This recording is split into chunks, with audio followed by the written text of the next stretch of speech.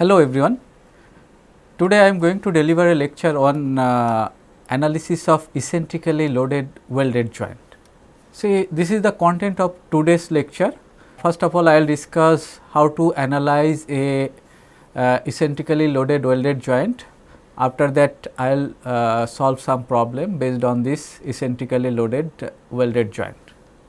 Eccentrically load in the plane of welds can be described in the following way.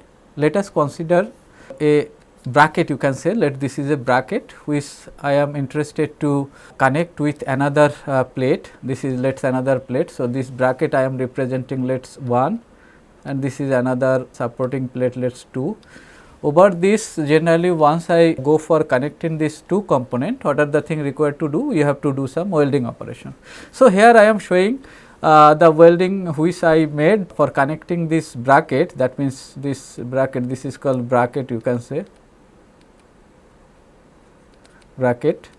So, it is I am connecting by using welding over another plate or another support, that is I am representing by 2.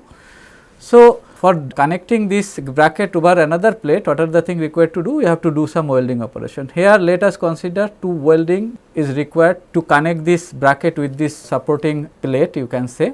So, what should be the dimension, or you can say what should be the parameters required to connect this bracket over another plate, that we are going to find out in today's lecture. That means, the design of welded joint subjected to an eccentrical load in the plane of weld consists of calculation of primary and secondary shear stresses.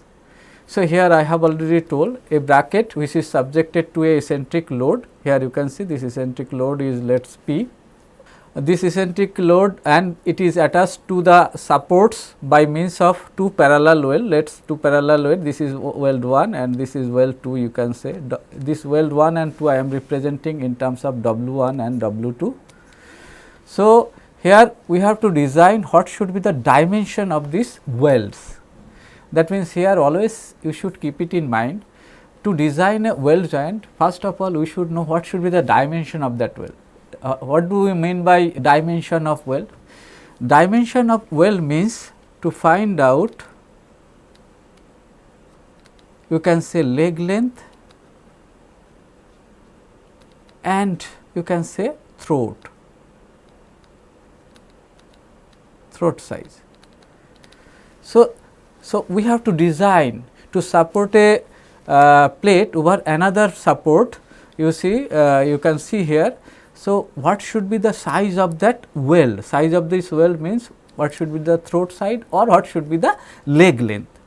Now, in previous case what we have observed, that if the weld is transverse plate or parallel plate, there we have seen generally we have already considered throat size is dependent on leg length, where leg length we consider the thickness of the plate.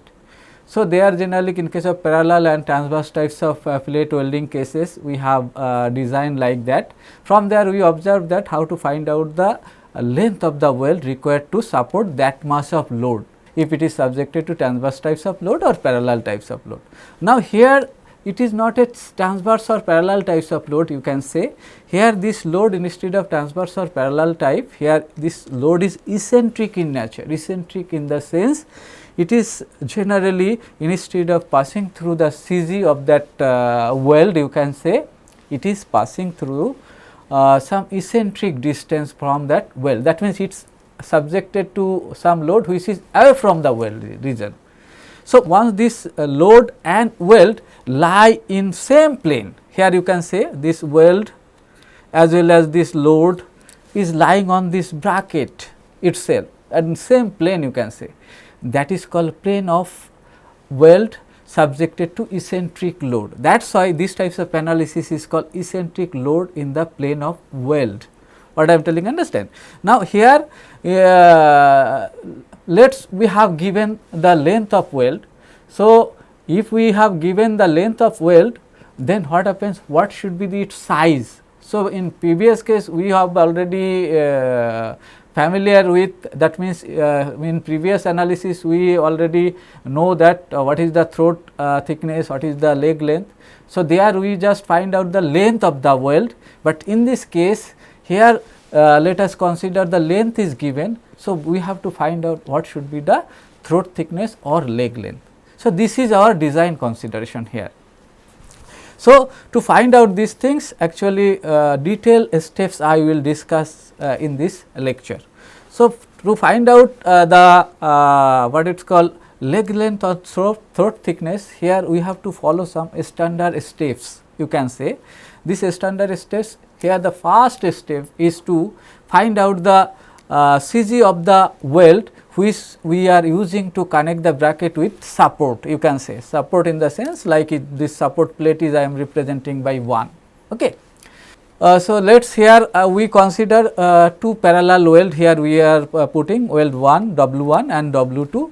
So, for this weld W1 and W2, what should be the throat thickness and what should be the leg length, to find out this thing, what are the different steps we have to use, that I will now going to discuss in details. So, here let us this length of the weld is given,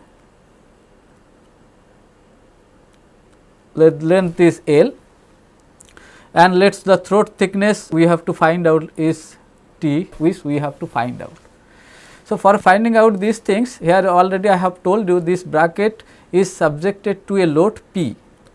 So, you see, to support this eccentric load, why it is called eccentric load? Because this load is not passing through the CG of all weld, as it has a distance from the CG, you can say let the CG is representing as G.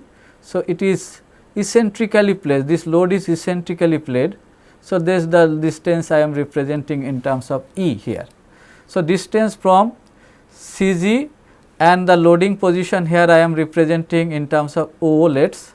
So, GO, this is the eccentric distance, is E, this is called eccentric distance,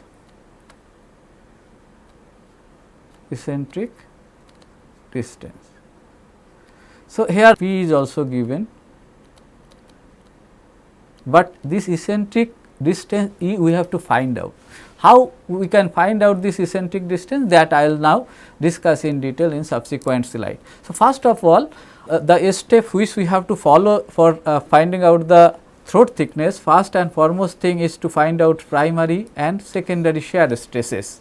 After that, based on this primary and secondary shear stresses, we have to find out the throat thickness. Now, how to find out this primary and secondary shear stresses, that I will discuss first. After that, actually I will show how to find out this throat thickness. So, the first step here to find out this primary and secondary shear stress, first step is to find out the center of gravity of wall welds. This you should keep it in mind. Here we consider let us two different weld, that is weld 1 and weld 2.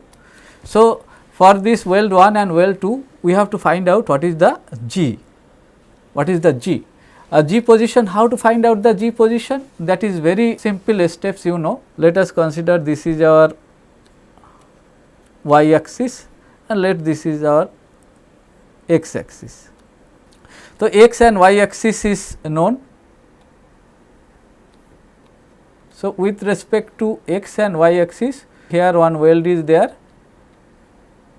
here one weld is there, here we consider two weld, that is why we are considering two different weld. So, this weld length is given, length is given.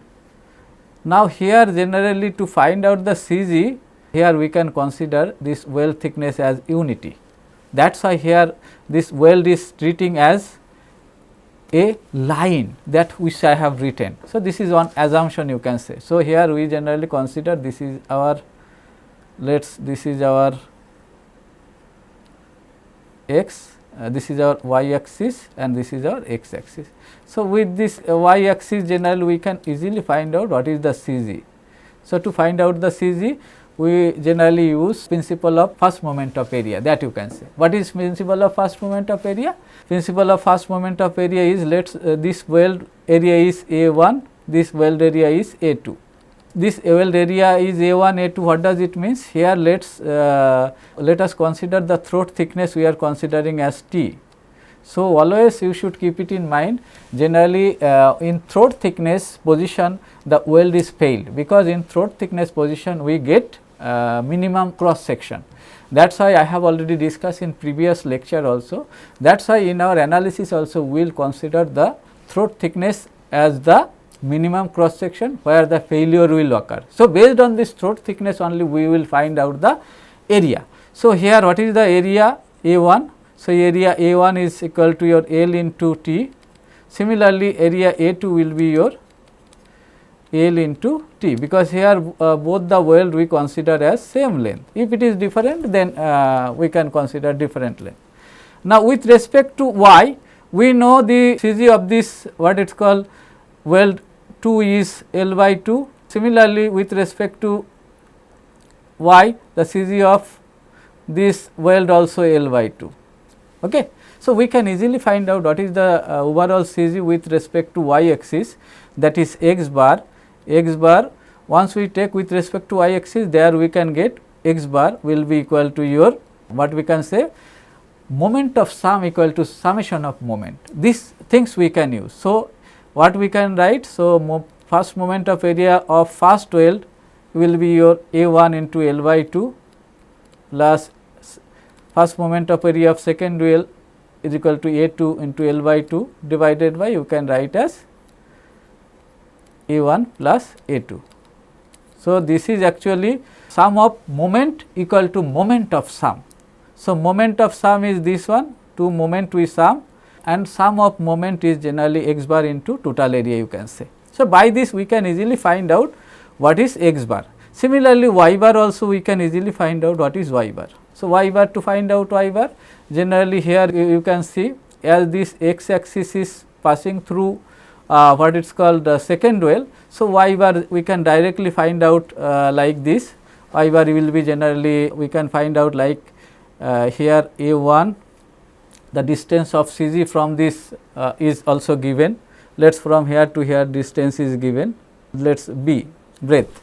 So, here generally this we can easily find out. So, A1 into you can say B, and here as this x axis is passing center of this first weld. So, here you only consider A1 into B divided by, you can say A1 plus A2. So, what will be the things, as A1 and A2 are same. So, you can say this will be your B by 2, because here you can say the distance of A2 into 0, because it is passing through is CG, x axis we consider, let us is passing through is CG. Okay. So, here you can say y bar is B by 2, that is way we can find out here this G. Now, if instead of 2 weld, if there is some other weld, like let us here another weld is also there. So, if this weld will be there, that case also we can easily find out what is the G.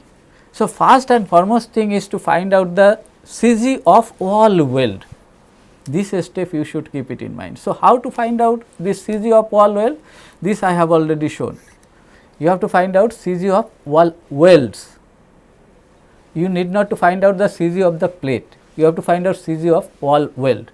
So, to find out the CG of all weld, what we consider? We consider the weld as a line. There we consider only the throat thickness. So, because compared to thickness of this weld, here length is very high, that is why here we treat weld as a line. So, once we find out the CG, then we can easily find out what is the distance between CG and position of this eccentric load P. So, this second step is to find out the distance between G and position of load E. So, that things only I have written.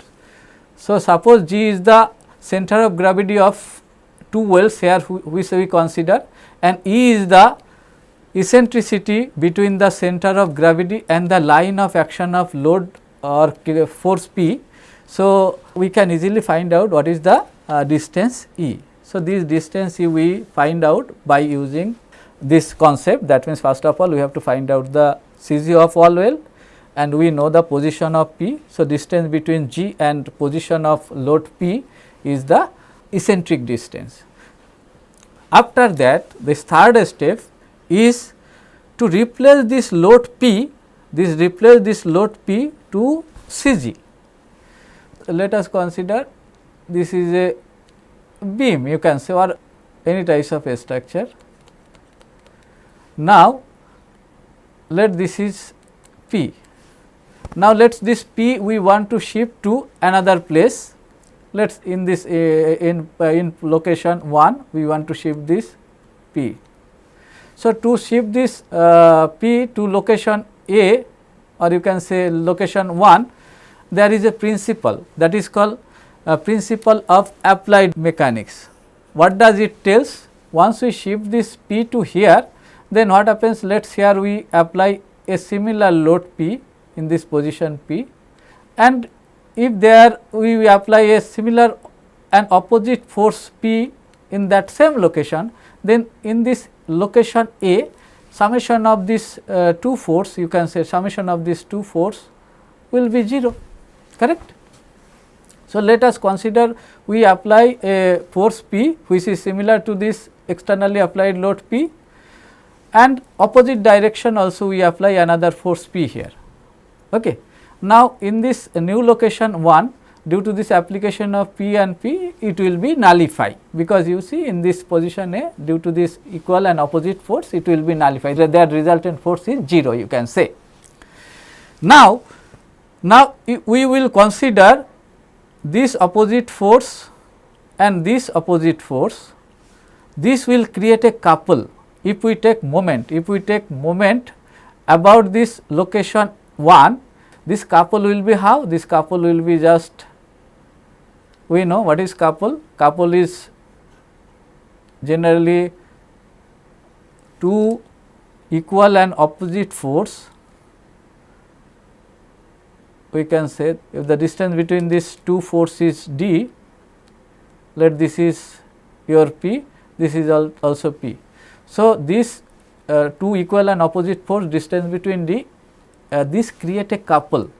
So, this couple is what? This couple is represented as M. Let us we are representing this in M. So, this M will be your P, magnitude of this force, into distance between this perpendicular distance between these two force. So, here the perpendicular distance between two force is P.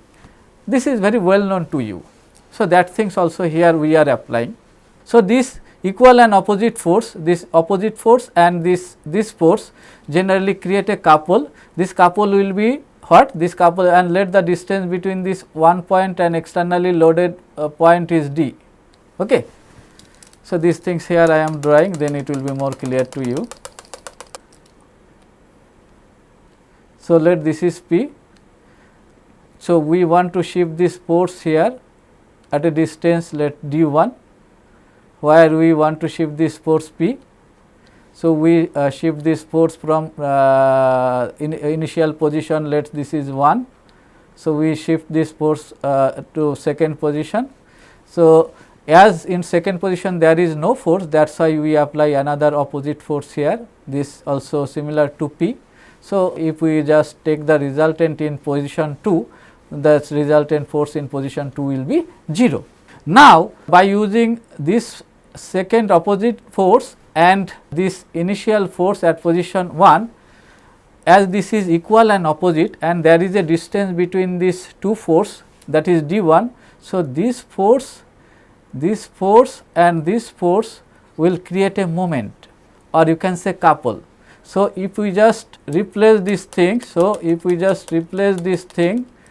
like this, so this figure we can represent in the following way. So, here this force will be there, and due to this opposite force and initial force will create a couple. This couple will be how? This couple will be a clockwise couple, let this couple is M. So, here M will be how much? M will be your this magnitude of force P and the distance between two equal and opposite force, that is d1.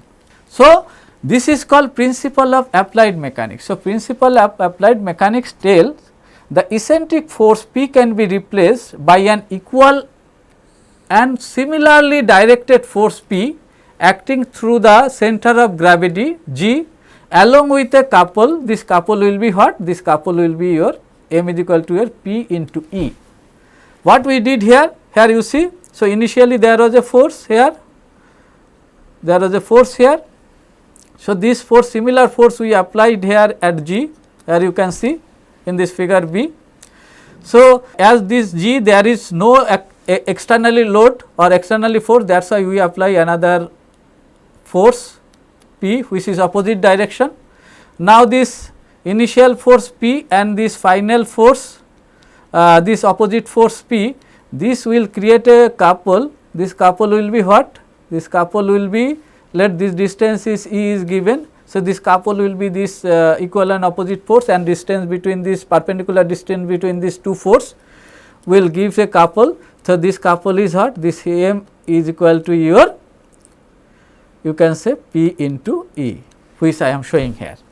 So, instead of showing this opposite force and this initial force, here we are representing this thing in terms of M, which is actually what? P into E. So, after that actually I divide this force couple system, one is only force system and a couple system. Here you see, so this force couple system separately we can represent, which is subjected to a force P and which is subjected to a couple M. That means, by principle of superposition here we can say. Okay. In same location there is a force P and there is a couple M. So, what is this magnitude of this couple M? So, magnitude of this couple M is equal to your P into E, and its direction generally depends on the direction of load. Actually, here we are taking the moment with respect to G. Here these things, so here we are taking the moment with respect to G. So, once we take moment with respect to G, so then the couple will be generally clockwise in nature. That is why here we have represented this thing in clockwise direction, that you can say. So, the effect of this force P and the couple now we will treat it separately, which you can see in figure C and D. Now, depending upon this externally load P at G and this couple M, it will create some shear stress. Generally, how this shear stress is come into picture, that I will now shown in the next slide. So, you see there is a directed force, this directed force which is passing through G in figure A, here I am showing. Okay. This directed force generally it will create a shear stress over every weld. What I am telling, understand, whatever the weld will be there, over every weld it will create a shear stress, because here always keep this thing in mind, what should be the direction of shear stress? The direction of shear stress is opposite to the direction of externally applied load. You see here the externally applied load at G is P, which is downward direction. Now, what is the definition of stress? We know the definition of stress, we know generally to resist this externally applied load, what is the resisting force developed, that resisting force per unit cross sectional area is called stress. So, here inside the weld, let this is weld 1, this is weld 2. So, in this weld 1 and 2, if the load is downward direction, so weld 1 and 2 the load the stress which will develop or the resisting force which will develop in weld 1 and 2, which will be opposite to that loading direction. That is why here I am representing the stress which is equal to, here this tau 1, you can say primary stress tau 1 will be equal to your what? Will be equal to your P by all cross sectional area of all weld. So, here two weld are there with equal cross sectional area. So, that is why you can say A plus A. So, here the tau 1 will be P by 2A, you can say here. So, here due to this externally applied load, whatever the resisting force developed inside the weld, so in over there in throat area, because this area here, whatever the area here we are considering, always you should keep it in mind, this area is equal to throat area, because we know throat area is the minimum cross sectional area, where if the cross sectional area will be minimum, there the stress magnitude will be maximum, you can say. Why? Stress magnitude will be maximum, because we know stress equal to, we know stress is equal to load by cross sectional area. that means load by cross sectional area. We are dividing this load by cross section. So, if cross sectional area will be less, stress will be high. So, if stress will be high, chances of more stress generation over there and chances of failure also in maximum stress location. That is why here we should consider the cross sectional area for calculation is equal to your throat cross sectional area. So, here tau 1 equal to what? Tau 1 will be your primary shear stress. So, primary shear stress is what? Primary shear stress equal to your this load P, externally applied load, divided by all cross sectional area of wall weld. The wall welds cross sectional area you can say. So, here we are considering 2 weld. So, this 2 weld cross sectional area is how much? T into L, because here length of the weld let L and the throat thickness let us here we are considering T. So, this is one weld cross sectional area and this is another weld cross sectional area. So, this is the primary shear stress. So, what is primary shear stress? So, the force P acting through the center of gravity causes direct shear stress. Here you can see in the weld, this direct shear stress is called primary shear stress. Okay. So, this primary shear stress which is representing here I am by equation number 1 you can see. So, here always you should keep it in mind, whatever the area here we are considering, this capital A is the area of wall welds. So, it is the area of wall weld. So, you can say this is A1 plus A2. So, as this area is same, this area is same. So, we can say let us this one weld cross sectional area I am representing in terms of what it is called a small a. Here instead of this, if I represent this thing in a small a, sorry, we can say P by 2a, okay, because here A1 equal to A2, here A1 equal to A2, let us this is equal to A, this also we know is same here L into T, that is why I am representing this thing. Now, we will discuss about what is secondary shear stress. The secondary shear stress generally will develop due to this couple M, this whatever the second terms we shown there, due to what replacement of what it is called, due to shifting of load from O to G, we know in G there is developed on direct force P and there is developed a couple M. So, this couple also generally developed a shear stress. So, how this is coming? So, this couple which is develop a shear stress, this is called secondary shear stress. This secondary shear stress we can represent in terms of M R by J, which I am showing here by equation number 2. How this is coming? Little bit I am explaining here, then it will be more clear to you. We know from the theory of torsion, or you can say torsion of a circular shaft, that theory also you can say. From there what we know? We know this M by J, we know this this is a shaft, okay, this is a shaft which is subjected to a couple M here. So, if it is subjected to couple M, then from there we can get some relationship between shear stress due to this couple as well as due to this twisting of this shaft. Generally there is some relationship, that is called theory of torsion. What is this theory of torsion, or you can say theory of pure torsion? From their theory what we know, that we know that M by J, J is called polar moment of inertia of this shaft cross sectional area, M by J equal to your shear stress tau by generally what it is called tau by R equal to your G theta by L. This is very common relationship. So, I am not going to drive this relationship here. So, from here what we can get? We can get a relationship that is called M by J is equal to tau by R. From these two initial terms we can get these things. So, here we can write tau is equal to M R by J. This relationship is very well known to you. So, these things only here I am representing in equation 2. That means, this secondary shear stress which you can represent in tau 2. So, tau 2 equal to here m r by j. So, this what is this m?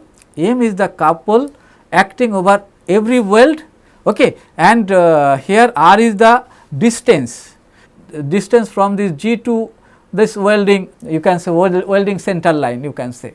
So, r is the distance. So, here one thing you can see that this tau 2 is proportional to the distance r, okay. This proportional to the distance from this r is the distance from G. What is J? Here generally this J is called polar moment of inertia, polar moment of inertia. So, in this case, in this welding design case, here we should consider polar moment of inertia of each weld, because here we are interested to find out the shear stress in weld. So, that is why you have to find out the polar moment of inertia of every weld. So, here the two weld are there. So, let us here one weld have polar moment inertia is J1, another weld has polar moment of inertia is J2. So, here we should consider this polar moment of inertia in this case is J1 plus J2. So, I will explain how to find out the polar moment of inertia of this weld in detail in subsequent slide. And you know what is this G? G is called shear modulus, or you can say it is called modulus of rigidity. What is theta? Theta is called generally twisting angle due to the once this shaft subjected to some couple M, then what happens? What is the twisting occur in this what it is called in this shaft or object, that is called twisting angle theta, and here L is the length of this what is called length of this shaft. But here we are not considering this G theta by L, here we are interested to find out shear stress, we are not interested to find out twisting angle. That is why here we are considering this first two term, here you can see this first two terms we are considering. So, now we will discuss in details how to find out this polar moment of inertia of wall weld. So, here whatever the tau 2 we got, so tau 2 for this weld, that means secondary shear stress is equal to this moment or couple developed due to shifting of load from eccentric position to G into R is the distance at twist location we are interested to find out this R, and divided by J. J is the polar moment of inertia of wall weld. Here two weld are there, that is why J1 plus J2. Okay, this you should keep it in mind. Now, what is this R? So, what we got here, we got a very interesting idea here. This tau 2 is proportional to which I have written is R. So, here we have to find out the shear stress, secondary shear stress in such a position where there will develop maximum secondary shear stress. So, in this case also you can see, in this case where will be the maximum shear stress with respect to G of this weld. So, we know the distance, farthest distance of this G to weld is the corner point of this weld, this I am representing in terms of A. So, let the distance here is this distance. So, this is the maximum distance, you can say R max. So, we should consider this R distance for designing this types of problem is that point which is the farthest distance from the G of weld. This you should keep it in mind. So, here the farthest distance is A.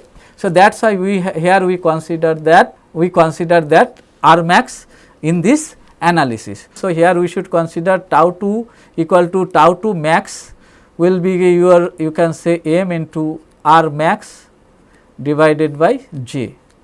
This also you should keep it in mind. So, for finding out tau 2, we should consider the farthest distance of the weld from G. Now, what should be the direction of this tau 2? The direction of this tau 2, you see, it should be always tangent to this, called tangent to this twisting or rotational couple, you can say. So, you see in this farthest distance, what happens here, that things you can represent if you draw a straight line from G to A, perpendicular to that generally will be the direction of tau 2. Now, this tau 2, what should be the direction, whether it is anti-clockwise or clockwise direction, that also you should know. So, here the direction generally this whatever the couple we will apply, this couple generally developed a resisting couple inside the weld. So, whatever the applied couple will be there, the direction that the resisting couple inside the weld will be opposite to that, what I am telling, understand. That is why here you can see as the direction of couple here is G is clockwise. So, opposite direction generally in weld A, this tau 2 direction is opposite to this couple M. So, if it is clockwise, there the direction will be opposite direction, and this direction at this A location will be the tangent of that point, tangent of this point, in the sense you can say the tangent means if we draw this G in G and A. So, tangent will be this generally here this is G A equal to R max. So, this will be generally this radial distance perpendicular direction. This is very well known to you. So, that is why this tau 2 direction should be like this. So, one thing here you should keep it in mind, whatever the stress developed inside the weld, this is direction should be always opposite to the direction of applied force and applied moment. That is why here I am representing tau 2 as like this, you can see in figure B. What I am telling you, understand. Now, we will show you how to find out the what it is called polar moment of inertia. So, to find out polar moment of inertia, let us consider. So, here I will show you how to find out polar moment of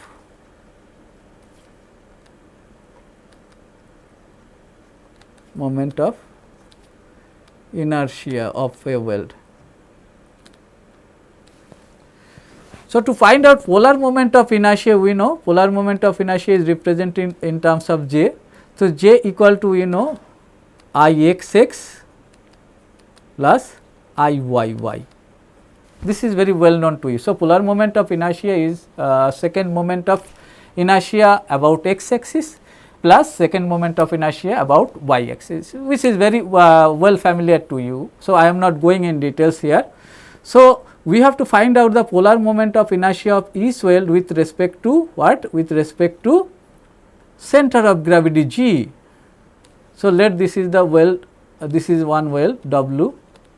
So, here we are considering this weld throat thickness here. So, where weld throat thickness is T let. Now, here this is the G, we know, we have already find out G. Now, let us consider the G of this weld whose length is L, so, here this G of this weld which I am representing here, let us G1, okay, G1. So, this weld wound CG, so the weld wound CG I am representing in terms of G1, let this is weld 1 W1, okay. Now, so first of all we have to find out the Ixx and Iyy, because first of all we will find out the polar moment of inertia with respect to G1. So, we will just show, so here I am just finding out G1, that polar moment of inertia is equal to polar moment of inertia I am writing about weld CG. Let this weld CG I am representing is here you see G1. So, weld CG here that is G1 position, okay. That things here I am writing. So, here we know, here generally there will be Ixx plus Iyy.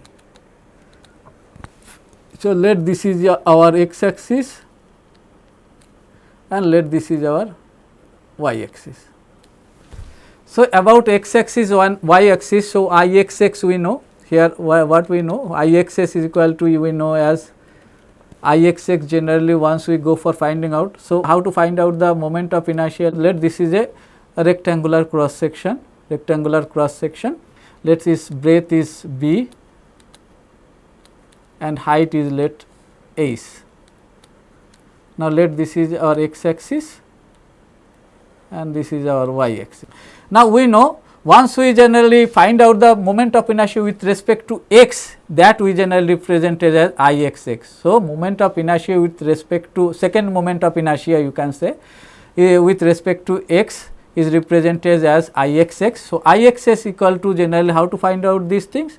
We generally used to take a small stiff which is parallel to this x axis. Here we are taking, let this a small stiff thickness is dy, and this is breadth is given, this breadth is given b.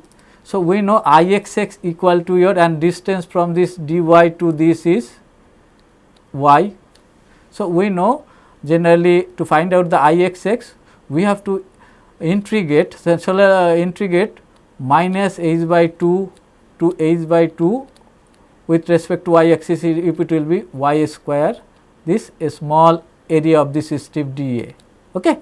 So, this we can say minus h by 2 to h by 2. Okay. So, y square, here dA we can represent as b into dy, because dA is the cross sectional area of this small stiff dA. So, its length is given as b and a small stiff thickness is dy. So, that is why b dy we can say. So, here we can write as b into y cube by 3, okay, minus h by 2 to h by 2, correct. So, we can say b h cube divided by 12. If you just calculate this thing, this you can say. So, once you go for finding out Ixx, here always keep this thing in mind. For Ixx, generally there will be this x dimension, or x is single order and its y dimension is third order. So, here Ixx will be what? Ixx will be your L, here this other direction is T throat thickness. So, T cube divided by 12. Similarly, we can find out what is Iyy. So, in case of Iyy, y dimension will be single order. So, you can say T L cube divided by 12, correct. Now, here as this T is comparatively very small, T is comparatively very small than L. So, what we can say for calculation of this polar moment of inertia, we can write as this is approximately equal to your Iyy. Here we are neglecting, because this LTQ term generally is much lesser than Iyy. So, that is why we can say this Jg1 equal to your Iyy itself. We are just generally just neglecting this Ixx term. This you should keep it in mind. Okay. So, what is Jg1? So, the polar moment of inertia about its own CG is Iyy. This equal to your what Iyy, what we got? Iyy we got as L TLQ divided by 12. So, here we can write T into L into L square divided by 12. So, T into L is the cross sectional area of one weld, which I have already told you. Let this cross sectional area of this weld is equal to a small a is equal to T into L, which I am representing. So, A L square by 12, this you can say. So, this is the polar moment of inertia about its own g. Now, we are interested to find out the moment of inertia of each weld with respect to overall g, this g. Okay. So, here now to find out the polar moment of inertia with respect to this what it is called, with respect to this g, about this g, what are the things required to do? We have to use parallel. So, polar moment of inertia, now we will just find out polar moment of inertia about overall g. Here I am writing overall CG of welds, that is g, is I am representing as Jg. So, what will be the Jg? So, to find out this Jg, we will use parallel axis theorem. What it is called? Moment of inertia, here we will use parallel axis theorem. So, what is parallel axis theorem, which is very well familiar to you. So, parallel axis theorem is tell we know that its moment of polar moment of inertia about its own g, that is jg1 plus, always you should keep it in mind, distance from this g to g1, distance from this g to g1, let this distance from this g to g1 is r1 I am representing. So, here generally this polar moment of inertia will be your jg1 into area of that weld, area of this weld to distance from this g to g1. See here one thing you should keep it in mind, what is this r1? R1 is equal to distance between g g1, what I am telling, understand, this you should keep it in mind. So, so we can easily find out what is the polar moment of inertia of this weld 1. So, polar moment of inertia of this weld 1 we can say jg. So, this jg, this I am representing as overall, as it is overall. So, as it is fast weld we can represent it as j1, what I am telling, understand. Let us see, I am representing this thing in j1.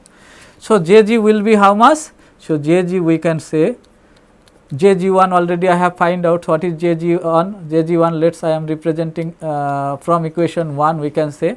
So, jg1 we have already got a L square by 12. So, this is jg1. So, and a into r1 square also is known to us. So, you can say this is the polar moment of inertia into area of that weld, L square by 12 plus Rn square. This you should keep it in mind. So, how to find out this polar moment of inertia of weld 1, or you can say this is this also you can say here I am representing J1, let us J1 equal to Jg of that fast weld, okay, of this one weld. Now, here as there is two weld of equal length, so here also this way we can find out the other weld polar moment of inertia also. So, other weld polar moment of inertia let us J2. So, here to get tau 2 we know there is a relationship, that is your mr max divided by, because we have to consider maximum shear stress. So, mr max by j. So, here this j will be what? J will be your this j1 plus other weld j2. So, this way, so fast weld polar moment of inertia already I find out this. So, j2 also we can easily find out, by this way we can easily find out what is the tau. So, we got what is tau 1 and tau 2. So, by using this tau 1 and tau 2 we can find out the resultant component of this overall shear stress.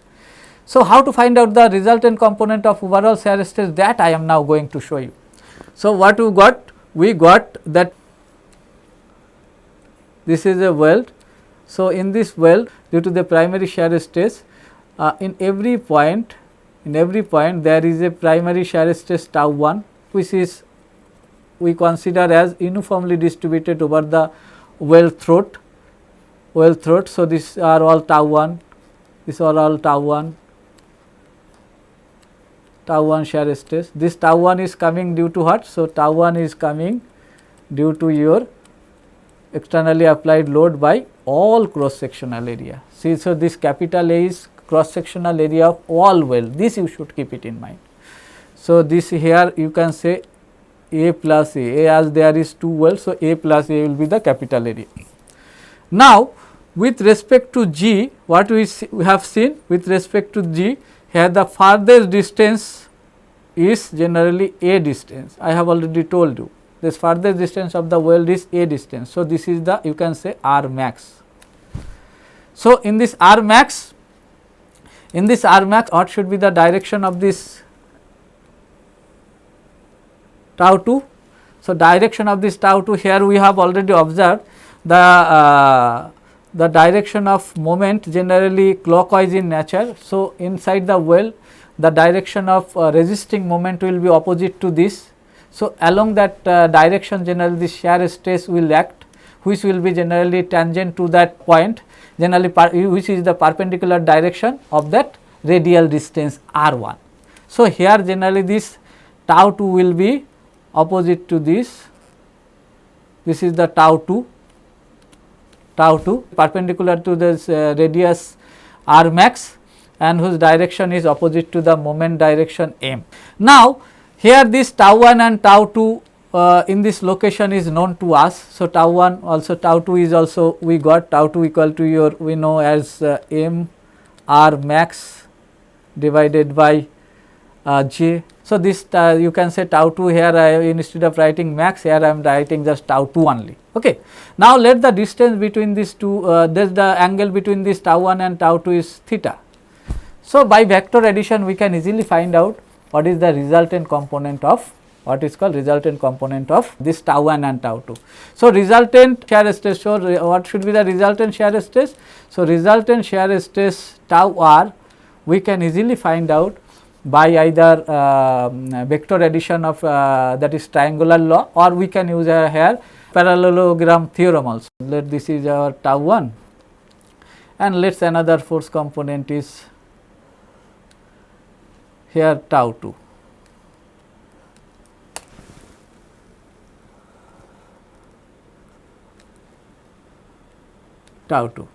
This is our tau 2.